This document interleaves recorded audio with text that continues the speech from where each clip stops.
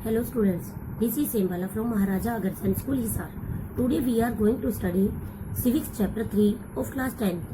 After the end of this video, I will give you homework which will be checked once the school reopens. आज हम शुरू करते हैं हमारे third chapter का सेकंड पार्ट, सामाजिक विभाजनों की राजनीति, यानी कि सामाजिक विभाजन किस प्रकार राजनीति को प्रभावित करते हैं। राजनीति और सामाजिक विभाजनों का मेल जो है वो बहुत ही खतरनाक व विस्फोटक लगता है। यानी कि राजनीति और सामाजिक विभाजन जब ये दोनों मिलते हैं तो कई बार जो है बहुत ही खतरनाक रूप धारण कर लेते हैं। लोकतंत्र देश में अनेक राजनीतिक पार्टियों के बीच में प्रतिद्वंदिता का माहौल रहता है, यानी कि उनके बीच में हमेशा कंपटीशन रहता है कि एक दूसरे से सभी जो है आगे निकलने का प्रयास करते हैं। इस प्रतिद्वंदिता के कारण कोई भी समाज फूट का शिकार बन जाता है, यानी कि पार्टियों के बीच में जो है एक मनमुटाव, लड़ाई झगड़ा इत्यादि हो जाते हैं। अगर राजनीतिक दल समाज में भी मौजूद विभाजनों के हिसाब से राजनीतिक होड़ करने लगे तो इससे सामाजिक विभाजन राजनीतिक विभाजन में बदल जाता है। अर्थात समाज में जो तरह तरह के जो जाति धर्म आदि के आधार पर जो भेदभाव पाए जाते हैं, अगर वो राजनीति में भी ये सब चीजें आ जाएं तो वो विभाजन जो है वो राजनीतिक विभाजन के अंदर बदल जाता है। नेक्स्ट टॉपिक है परिणामों का दायरा, यानी कि किसी भी स्थिति का जो देश के अंदर जो राजनीतिक स्थिति होती है उसका क्या परिणाम निकलता है। जैसे कि उत्तरी आयरलैंड के अंदर जो लोग रहते हैं उनका ज्यादातर हिस्सा जो है रहने वाले लोग ईसाई धर्म को मानने वाले, और ईसाई धर्म भी जो है आगे दो पंथों में बंटा हुआ है। कौन कौन से है वो? प्रोटेस्टेंट और कैथोलिक। 53% लोग जो है प्रोटेस्टेंट है और 44% रोमन कैथोलिक माने जाते हैं। कैथोलिक जो है उनका प्रतिनिधित्व नेशनलिस्ट पार्टियां करती है और वो चाहती हैं कि उत्तरी आयरलैंड को आयरलैंड गणराज्य के साथ मिला लिया जाए, क्योंकि उस क्षेत्र में कैथोलिक बहुत ज्यादा संख्या में रहते हैं। जबकि दूसरी तरफ प्रोटेस्टेंट धर्म को मानने वाले उनका प्रतिनिधित्व करने वाले जो यूनियनिस्ट पार्टियां करती हैं और वो चाहती हैं कि जो ग्रेट ब्रिटेन के साथ ही अपने आप को मिलाने के पक्ष में है। 1998 में ब्रिटेन की सरकार और नेशनलिस्ट इन दोनों के बीच में एक शांति समझौता होता है। इसी तरह जो है कि विभाजन के आधार पर, यानी कि यूगोस्लाविया के अंदर धार्मिक व जातीय विभाजन के कारण जो है जो उनके राजनीतिक कंपटीशन हुआ था उसमें यूगोस्लाविया कई टुकड़ों में बंट गया, यानी कि धार्मिक व जाति के आधार पर जब लोगों में भेदभाव बढ़ा, जितना भेदभाव बढ़ा तो उसके कारण जो है देश कई टुकड़ों में विभाजित हो गया। नेक्स्ट है राजनीति में सामाजिक विभाजन का वर्णन करो, यानी कि देश के दुनिया के अधिकतर देशों में जो है सामाजिक विभाजन किसी न किसी रूप में विद्यमान है, और ऐसे विभाजन जो सामाजिक विभाजन है राजनीतिक विभाजन का रूप धारण कर लेते हैं। लोकतंत्र में राजनीतिक दलों के लिए सामाजिक विभाजनों की बात करना और समूहों से अलग अलग वादे करना आम बात है। विभिन्न समुदायों की उचित मांगों और जरूरतों को पूरा करना भी जो है इसका एक हिस्सा माना जाता है।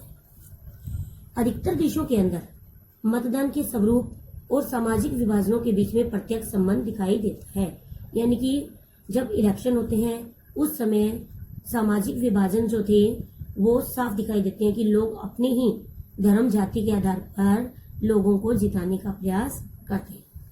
आमतौर पर किसी एक दल को दूसरों के मुकाबले ज्यादा पसंद करते हैं और उसी को वोट देते हैं, यानी कि जब भी इलेक्शन होते हैं तो एक दल के लोग दूसरे दल के मुकाबले की हर एक जो है सभी लोग जो है अपने अपने जो है व्यक्ति को पसंद करते हैं और उसी पार्टी को जिताने का प्रयास करते हैं, जिसके कारण उसी को ही वोट देते हैं। नेक्स्ट है 3 आयाम, यानी कि सामाजिक विभाजनों की राजनीति के परिणाम तय करने वाले कारक अनेक हैं, उनमें से 3 आयाम प्रमुख है। पहला है लोगों में अपनी पहचान के प्रति आग्रह की भावना, यानी कि अगर लोग अपने आप को, कि जब कोई भी लोग अपने आप को दूसरों से अलग और श्रेष्ठ मानने लगते हैं, तब जो है उनके बीच में तालमेल बिठाना मुश्किल हो जाता है।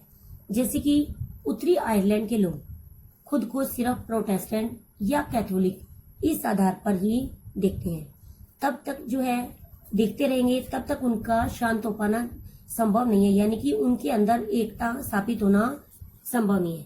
लेकिन दूसरी तरफ जैसे कि हमने देखा बेल्जियम के अंदर जो लोग थे वो अपने आप को, दोनों ही समुदायों के लोगों ने एकता को स्थापित करते हुए सभी लोगों को बराबर का अधिकार दिया। इसी तरह हमारे देश के अंदर भी ज्यादातर लोग जो है अपनी पहचान को लेकर ऐसा ही नजरिया रखते हैं कि यानी कि ऐसा ही रूप अपनाते हैं। वे अपने आप को पहले भारतीय मानते हैं और फिर किसी प्रदेश, क्षेत्र, भाषा या धार्मिक सामाजिक समूह का सदस्य है। यानी कि किसी भी सदस्य से पूछो तो वो अपने आप को भारतीय कहता है, ना कि ये कहकर कि मैं मध्य प्रदेश का हूँ या फिर जो है राजस्थान का।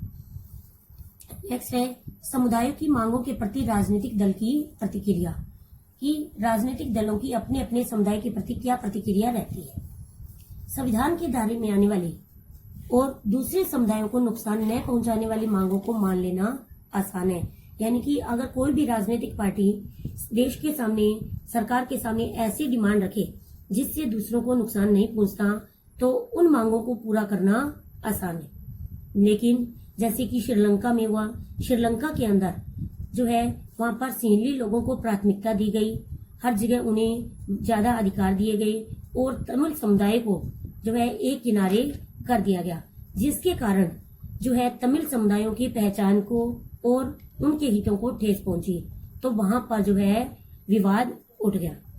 इसी तरह यूगोस्लाविया के अंदर अनेक समुदाय व नेताओं ने अपने ही जातीय समूहों की मांगे रखी, जिसके कारण उन्हें एक देश की सीमा के अंदर पूरा करना असंभव था। तो यानी कि यदि कोई भी समुदाय अगर सभी लोगों की जो है किसी को ना पहुंचाने वाली, सभी लोगों के हित के बारे में अगर कोई डिमांड रखता है तो उसको पूरा करना आसान है, और लेकिन जो दूसरों को ठेस पहुंचाती है ऐसी मांगे सरकार के सामने रखे तो उनको पूरा करना आसान नहीं। थर्ड है सरकार का रुख, यानी कि जब सरकार के सामने कोई भी डिमांड रखी रहती है तो सरकार इन पर क्या प्रतिक्रिया व्यक्त करती है, ये सबसे ज्यादा महत्वपूर्ण है। जैसे श्रीलंका व बेल्जियम के उदाहरण से देखने पर हमें एक बात सामने आती है, हमारे सामने साफ पता चलता है कि अगर शासन सत्ता में साझेदारी करने को तैयार हो और अल्पसंख्यक समुदाय की उचित मांगों को पूरा करने का प्रयास करे तो जो है वो सामाजिक विभाजन देश के लिए खतरा नहीं बनती। लेकिन अगर कोई भी देश, कोई भी सरकार राष्ट्रीय एकता के नाम से किसी ऐसी मांग को दबाना शुरू कर देता है तो उससे नुकसानदेह परिणाम निकलते हैं। यानी कि एक समुदाय की मांगों को पूरा करे और दूसरे समुदाय की मांगों को दबा दे, तो इससे जो है देश के अंदर जो है राष्ट्रीय एकता खंडित हो जाएगी, देश को नुकसान होगा। एक आता है वर्ड समरूप समाज। समरूप समाज किसे कहा जाता है? एक ऐसा समाज जिसमें सामुदायिक, सांस्कृतिक व जातीय विभिन्नताएं ज्यादा गहरी नहीं होती, तो ऐसे समाज को सामुदायिक समाज कहा जाता है। तो ये था हमारा आज का टॉपिक। यहाँ तक के क्वेश्चन आप अच्छे से लर्न करेंगे और अपनी नोटबुक में राइट करें।